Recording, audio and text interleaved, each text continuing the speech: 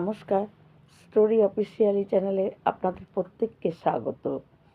আমি আজকে একটা সুন্দর কাহিনী বলছি, যে কাহিনীটা আমাদের প্রত্যেকের শোনা উচিত এবং এই জ্ঞান আমাদের ভিতরেও থাকা উচিত। এক ব্রাহ্মণ এবং তার পুত্রকে গুরুগৃহে পড়তে পাঠায় এবং গুরুগৃহে আগেকার দিনে তো গুরুগৃহে গিয়েই পড়তে হতো। তাই গুরুগৃহে সেই ব্রাহ্মণ পুত্রকে সে পড়তে পাঠায় এবং পড়াশোনা যখন শিক্ষা তার শেষ হয়ে যায় সে বাড়িতে আসে। তার পিতা তাকে জিজ্ঞাসা করে, তুমি সব শিখেছো, সব জ্ঞান অর্জন করেছো? তখন সেই ব্রাহ্মণ বালক বলে, হ্যাঁ পিতা, আমি সব শিখেছি। বলে, তাহলে তুমি বলো তো, পাপের বাবার নাম কি? কিন্তু তখন সেই ব্রাহ্মণ বালক সে বলতে পারে না যে পাপের বাবার নাম কি। কিন্তু তখন তার পিতা বলে যে পাপের বাবার নাম কি সেটা তুমি এখনো শেখোনি? তখন বলে যে আমাকে তো গুরুদেব এটা শিখায়নি, তাই আমি জানি না। কিন্তু তার বাবা বলে যে তুমি যতদিন পাপের বাবার নাম কি এটা না বলতে পারবে ততদিন তুমি বাড়িতে আসবে না, যাও, তুমি চলে যাও। তখন সেই ব্রাহ্মণ বালক নানা রকম পুঁথি এবং ভাগবত মহাভারত মানে সমস্ত কিছু সে দেখে, কিন্তু কোনোখানে সে পাপের বাবার নাম কি সেটাও পায় না। তারপর মনে মনে ভাবে কি যে এইভাবে মানে বই পড়ে পড়ে পাপের বাবার নাম পাওয়া যাবে না, আমাকে এর জন্য বেরোতে হবে। কিন্তু তার বাবা যবের থেকে তাকে বলছে যে পাপের বাবার নাম কি জানবে, তবে থেকে তার খাওয়া নেই, এমনকি জলও পান করে নেই, সে খুঁজেই যাচ্ছে। তারপর সে কী করে, পুঁথিতে যখন পায় না তখন সে কী করে, বেরিয়ে পড়ে এবং যেতে যেতে অনেক ঘুরতে ঘুরতে সে এক নগরে গিয়ে পৌঁছায়। কিন্তু সেই নগরে গিয়ে দেখে যে একটা সুন্দর বাড়ি এবং বাড়ির ভিতর থেকে শঙ্খ ঘণ্টা এগুলো আওয়াজ আসছে এবং সামনে তুলসী গাছ, তারপর গোমাতা, এগুলো সমস্ত কিছু দেখে এই বাতাবরণগুলো দেখে তার মনে হয় যে নিশ্চয়ই এটা কোনো বৈষ্ণব বাড়ি। তাই কবের থেকে এই পাপের বাবার নাম কি খুঁজে বেড়াচ্ছি, কত দিন ধরে আমি না খেয়ে আছি। তাই যদি এটা বৈষ্ণব বাড়ি হয় তাহলে তো আমার খেতে কোনো আপত্তি নেই, তাহলে আমি এই বৈষ্ণব বাড়িতে ঢুকে একটু প্রসাদ খাবো, মনে হচ্ছে পুজো চলছে। এই ভেবে সে বৈষ্ণব বাড়ি ভেবে সেই বাড়িতে ঢুকে যায় এবং ঘরের মধ্যে ঢুকে দেখে যে একটা বড় আসন পাতা আছে এবং সেই আসনে চুপ করে বসে থাকে। কিন্তু এদিকে তিনি সেখান থেকেও শুনতে পাচ্ছে যে অন্য ঘরের থেকে মানে শঙ্খ ঘণ্টা এগুলো সুন্দর সুগন্ধি, যেন মানে পুজোর যে একটা বাতাবরণ, যে পুজো হচ্ছে সেরকম একটা সে শুনতে পাচ্ছিল যে শঙ্খ ঘণ্টা। তখন সে কী করে, ভাবছে যে পুজো এখনও চলছে।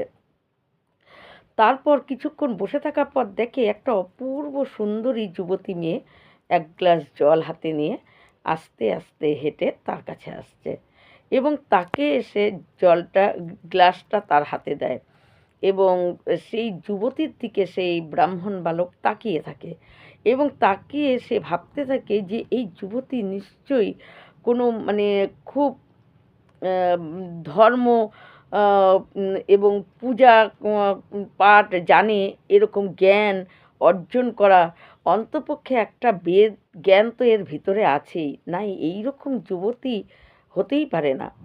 সে যুবতীকে দেখে ভাবে এবং একটু জল মুখে দেয়, দিয়ে যুবতীকে যখন জিজ্ঞাসা করে সেই ব্রাহ্মণ বালক যে তুমি কে, তখন বলে যে এক যুবতী একটু হেসে বলে, আমি এই নগরের বেশ্যা। এই বেশ্যা বলা মাত্রই সে কী করে, হাত থেকে গ্লাস ছুঁড়ে ফেলে দেয়, এই রাম রাম রাম রাম বলে উঠে যে আমি পাপের বাপ বাবার নাম খুঁজতে এসে আমি উম নিজেই পাপ করে বসলাম। আমি পাপের বাবার নাম কি এটা খোঁজার জন্য আমি নিজেই পাপ করে বসলাম। এইরকম বেশ্যাকে যদি দেখাও যায় তাহলেই স্নান করা উচিত। শরীরের পোশাক অপবিত্র হয়ে যায়। আর সেখানে আমি তার হাতে দেওয়া জল আমি একটু মুখে দিয়েছি। তাহলে আমি তো মহা পাপ করে ফেলেছি। আমি আমার এখন উচিত এই সমস্ত পোশাক সহকারে নদীতে ঝাঁপ দিয়ে স্নান করা। এগুলো বলতে বলতেই তারপর যুবতী তখন যেই শোনে যে পাপের বাপকে ও খুঁজছে, তখন বলে যে, "আপনি কাকে খুঁজছেন?" বলে, "আমি পাপের যে বা বাবা তার নাম আমি খুঁজছি। যদি আমি এই নাম না বলতে পারি, আমার বাবা আমাকে ঘরে নেবে না। কারণ আমার বাবা বলেছে যে, পাপের বাবার নাম কী সেটাকে আমাকে জেনে বাবাকে বলতে হবে।" তখন সেই যুবতী তাকে বলে কি যে, "আপনি তাহলে এখানে কটা দিন থাকেন? কারণ আপনার তো এই খুঁজতে অনেক সময় লাগবে।" তখন বলে যে, "তুমি কি করে বলছো যে তোমার হাতে জল খেয়েই আমি মহা পাপ করে ফেলেছি? তোমাকে দর্শন মাত্র আমার শরীরের পোশাক অশুদ্ধ হয়ে গেছে। আর সেখানে তুমি বলছো কটা দিন থেকে যেতে? কি করে বলো?" তখন বলে যে, "ঠিক আছে থাকতে হবে না। তাহলে একটু প্রসাদ আপনি খেয়ে তারপরেই যান।" তখন বলে যে, "তুমি কি করে বলছো? তোমার হাতে জল খেলে আমার অশুদ্ধ বা আমার পাপ হয়ে গেছে। আর সেখানে তো তোমাদের প্রসাদ অন্ন খাবো? কি করে ভাবো এগুলো?" তখন কি করে যুবতী আস্তে করে তার হাতটা ধরে। হাতটা ধরে বলে যে, "আপনি এখানে একটু প্রসাদ খেয়ে যান। আমি দক্ষিণা হিসাবে আপনাকে ৫০০ স্বর্ণ মুদ্রা দেব।" তখন সেই ব্রাহ্মণ বালক ভাবে যে পাপের বাবার নাম জানতে আরও যে আমার কতদিন লাগবে সময়, তাই তার জন্য আমার তো কোনোখানে থাকা খাওয়ার জন্য কিছু অর্থের দরকার। যদি আমি এখানে একটু প্রসাদ খাই তাহলে দক্ষিণা হিসাবে আমি ৫০০ স্বর্ণমুদ্রা পাবো। সেটা দিয়ে আমি চালাতে পারবো এবং পাপের যে বাবার নামকে আমি খুঁজে বেড়াতে পারবো আরও কতদিন। তাই ভেবে তখন সে কী করে রাজি হয়ে যায়। কিন্তু রাজি হয়ে যায় বলে যে, "আমি কিন্তু আ নিজে হাতে রান্না করব।" তখন বলছে যে, "ঠিক আছে আমি আপনাকে সমস্ত সামগ্রী দিচ্ছি, সমস্ত জিনিস দিচ্ছি, আপনি নিজে হাতে রান্না করুন।" তারপরে ব্রাহ্মণের ওই ছেলে বালক ব্রাহ্মণ বালকের ছেলে তাকে একটা ঘর দেয় এবং ওই বেশ্যা তাকে কী করে সমস্ত জিনিস এনে দেয় রান্নার, এবং সে তখন বসে রান্না করবে তখন সে আবার সেই বেশ্যা তার কাছে আসে। এসে বলে কি যে, "আমি আপনি এইভাবে রান্না করছেন, আমার দেখেও খুব খারাপ লাগছে। তাই আপনি আমি একটু রান্না করে দেই আপনাকে?" তখন বলে যে, "না, আমি তোমার হাতে জল খেয়েই আমার মহাপাপ। আর তুমি রান্না করবে সেই রান্না আমি খাবো? কী করে? এটা অসম্ভব, হবে না। আমার অনেক পাপ হয়ে যাবে। এমনিতেই আমার পাপ হয়ে গেছে। আমি অশুদ্ধ হয়ে যাচ্ছি, হয়ে গেছি। কিন্তু আমি আ তোমার হাতের রান্না খাবো না।" তখন ওই বেশ্যা কী করে আবারও ওর হাতটা ধরে। ওর হাতটা ধরে বলে কি যে, "আমি রান্না করে দেই না, দক্ষিণা স্বরূপ আরও ৫০০ স্বর্ণমুদ্রা দেব।" যেই ৫০০ স্বর্ণমুদ্রার কথা দক্ষিণা স্বরূপ আরও দেবে বলছে, তখন সেই ব্রাহ্মণ বালক রাজি হয়ে যায়। বলে যে, "ঠিক আছে তাহলে তুমি গঙ্গা জলে হাতটা ধুয়ে রান্না করো।" তো ওই বেশ্যা বলে, "ঠিক আছে।" বেশ্যা গঙ্গা জলে হাতটা ধুয়ে সে রান্না করে। রান্না করে সুন্দর করে থালে বেড়ে দেয় এবং রান্না করে সুন্দর করে থালে বেড়ে সেই ব্রাহ্মণ বালকের কাছে সে দেয়, খেতে দেয় তাকে এবং তাকে বসায়, সুন্দর করে তাকে খেতে দেয়। এবং ব্রাহ্মণ বালক কেবল খাবে, হাত দেবে, তখন ওই বেশ্যা কী করে আবার তার হাতটা ধরে। ধরে বলে কি, "আমি খাইয়ে দেই আপনাকে?" তখন বলে যে, "না, না, না, তোমার খাওয়ায় দিতে হবে না, আমি নিজেই খেয়ে নেব।" বলে যে, "না, আমি দেই না। আপনার মতন এইরকম ব্রাহ্মণ আমার অনেক সৌভাগ্যের জন্য আ আপনি এসেছেন এরকম ব্রাহ্মণ তো কোনো সময়ই আসে না। আমাদের এখানে তো সবসময় আমরা এরকম ব্রাহ্মণকে পাই না। আজকে যেরকম আপনাকে পেয়েছি, আমি নিজে হাতেই খাইয়ে দেই না? আর দক্ষিণা স্বরূপ আরও ৫০০ স্বর্ণমুদ্রা দেব। যেই ৫০০ স্বর্ণমুদ্রার কথা দক্ষিণা স্বরূপ আবার দিবে, তখন ব্রাহ্মণ বালক ভাবে যে থাক তাহলে খাওয়ায় দিক না, কি আর আছে, ৫০০ স্বর্ণমুদ্রা তো আরও পাওয়া যাবে। তখন কি করে, সেই বেশ্যা বসে রুটি তরকারি মধ্যে মানে খাবারটাকে হাতে নিয়ে তুলে তার মুখের সামনে নিয়ে এসে খাবারটা ফেলে দিয়ে তার গালে একটা জোরে চাটি মারে। একটা গালে জোরে চড় মারাতে তখন ব্রাহ্মণ বালক প্রচণ্ড রেগে উঠে যে তোমার এত বড় সাহস, একে তোমার বাড়িতে আমি খাচ্ছি, সেটাই তোমার অনেক ভাগ্য, সেখানে তুমি আমার গালে চড় মারো, কী করে, কেন মারলে? তখন বলে যে আমাকে ওই বেশ্যা বলে যে আমাকে আপনি ক্ষমা করবেন, আমি আপনাকে মারিনি। বলছে তুমি কাকে মেরেছো তাহলে? বলে আমি আপনাকে মারিনি, এই পাপের বাবাকে আমি মেরেছি। বলে পাপের বাবাকে তুমি মেরেছো? পাপের বাবার নাম কি? কে সেই পাপের বাবা? তখন বলে যে এই পাপের বাবার নাম হলো লোভ। আর আপনি আপনার বাবাকে গিয়ে বলবেন যে পাপের বাবার নাম লোভ।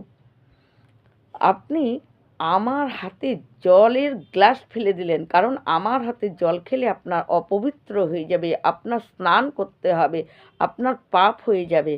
কিন্তু আপনি আমার হাতের রান্না আম- আমার বাড়িতে প্রসাদ খেতে রাজি হয়ে গেলেন কেন? ৫০০ স্বর্ণমুদ্রার যেই বলার জন্য, ৫০০ স্বর্ণমুদ্রার জন্য। তখন বলি যে না না না, আমি ৫০০ স্বর্ণমুদ্রার জন্য তোমার কাছে এই প্রসাদ খেতে রাজি হইনি, তুমি জেদ করছিলে। দেবা যে না, আমার জেদে আপনি রাজি হননি, ৫০০ স্বর্ণমুদ্রার জন্য আপনি রাজি হয়েছেন। ঠিক আছে, সেটাও হলো। আমি যখন বললাম যে আমি রান্না করি, আপনি রান্না করছিলেন, আমি বললাম আমি রান্না করে দেই, আপনি আমি যেই বললাম যে আপনাকে দক্ষিণা স্বরূপ আরও ৫০০ স্বর্ণমুদ্রা দেব, আপনি আমার হাতে রান্না খেতে রাজি হয়ে গেলেন। বলে না, তুমি এমন করে বললে যে আমি রান্না করে দেই, তার জন্যই আমি রাজি হলাম। বলে না, সেই জন্য আপনি রাজি হননি, ৫০০ স্বর্ণমুদ্রার জন্য আপনি রাজি হয়েছেন। তারপরেও তাও নয় হলো, যখন আমি নিজে হাতে আপনাকে খাওয়াতে চাইলাম, তখনও আপনি রাজি হয়ে গেলেন কেন? কেন রাজি হলেন? বলে না, তুমি বললে যে আমি খাওয়াই দিই, এরকম বললে। বলে না, আমি বলার জন্য, আমার জেদের জন্য আপনি রাজি হননি। আমি তখনও বলেছি আমি আমি খাওয়াই দিই, তার জন্য আমি ৫০০ স্বর্ণমুদ্রা দক্ষিণা হিসাবে আরও দেব, তাতে আপনি রাজি হয়ে গেলেন। তাই এই আপনি এই স্বর্ণমুদ্রার জন্য আপনি রাজি হয়েছেন, স্বর্ণমুদ্রার জন্য আপনি প্রসাদ খেতে রাজি হয়েছেন, স্বর্ণমুদ্রার জন্য আপনি আমাকে রান্না করতে দিতে রাজি হয়েছেন, স্বর্ণমুদ্রার জন্যই আপনি আমাকে আমার হাতে আপনি খেতেও রাজি হয়ে গেছেন। একমাত্র ৫০০ স্বর্ণমুদ্রা আমি দেব বলে, দক্ষিণা দেব বলে আপনি এতে রাজি হয়ে গেছেন। তাই লোভ হলো পাপের বাবার নামই হলো লোভ। যেই জল স্পর্শ করলে, আমাকে দেখলে আপনার স্নান করতে হতো, আপনার পোশাক অপবিত্র হয়ে যায়, অথচ আপনার পাপ হয়ে গেছে, কিন্তু সেই পাপ আপনি নিজে করছেন, কারণ ওই ৫০০ স্বর্ণমুদ্রার লোভে। তাই পাপের বাবার নাম হলো লোভ। আসলে লোভ এমন একটা জিনিস, যদি কারো ভেতরে রাগ বেশি থাকে, তাহলে সেই রাগ কিন্তু কমানো যায়। হয়তো কোনো সৎসঙ্গে কিছুদিন মেলামেশা করলো, বা কোনো ভগবানের চর্চায়, ভগবানের কথায়, ভগবানের কীর্তনে সে যাওয়া আসা করে, তার ভিতরে কিন্তু আপন মানে রাগ কমে যায়। কিন্তু যদি লোভ থাকে, সেই রাগ কোনো দিন কমবে না, রাগ তখন গেড়ে বসবে। আবার যার ভিতরে কাম বেশি, সে হয়তো কোনো গুরুর কোনো কথায় বা কোনো ধর্মগ্রন্থের কোনো কথা, কোনো শ্লোকে তার মনে এমন গভীরভাবে সেটাকে চিন্তা, সেটাকে মানে ধারণ করে নেয়, তার জন্য তার কাম কমে যেতে পারে। কিন্তু যদি লোভ থাকে তাহলে সেই কাম কোনো দিন কমবে না। তাই যদি রাগ শুধু থাকে, কাম শুধু থাকে, তাদেরকে শরীর থেকে চলে যাওয়ার জন্য ব্যবস্থা আছে। কিন্তু যদি লোভ থাকে তাহলে কিন্তু ওই কাম, ক্রোধ সব কিছু, যত খারাপ জিনিস তারা সব গেড়ে বসে জীবনে। তাদেরকে কোনো মতেই নিজেদের শরীর থেকে আজীবন চেষ্টা করেও তাদেরকে বের করে দেওয়া যায় না, বা তারা চলে যায় না, তারা গেড়ে বসে থাকে। তাই লোভ হলো সবচাইতে পাপ করার জন্য প্রথম হলো কাজই করাই হলো লোভ। লোভের দ্বারাই হলো পাপ কাজ মানুষ করে। এবং লোভ যদি না থাকে, শুধু কারো যদি রাগ বেশি থাকে রাগ কমে যাবে, যদি কাম বেশি থাকে কাম কমে যাবে। কিন্তু লোভ যদি না থাকে, কিন্তু লোভ যদি ভিতরে থাকে তাহলে তারা গেড়ে বসে। তাই আমাদের প্রত্যেকেরই লোভ থেকে নিজেদেরকে সতর্ক থাকতে হবে, যাতে লোভ কোনো ব্যাপারেই, কোনো জিনিসে, কোনো কিছুতেই আমাদের ভিতরে লোভ মনোভাব এটা না জন্মায়। এই রকম ভিডিও পাওয়ার জন্য আমার চ্যানেলটিকে সাবস্ক্রাইব করবেন। নমস্কার।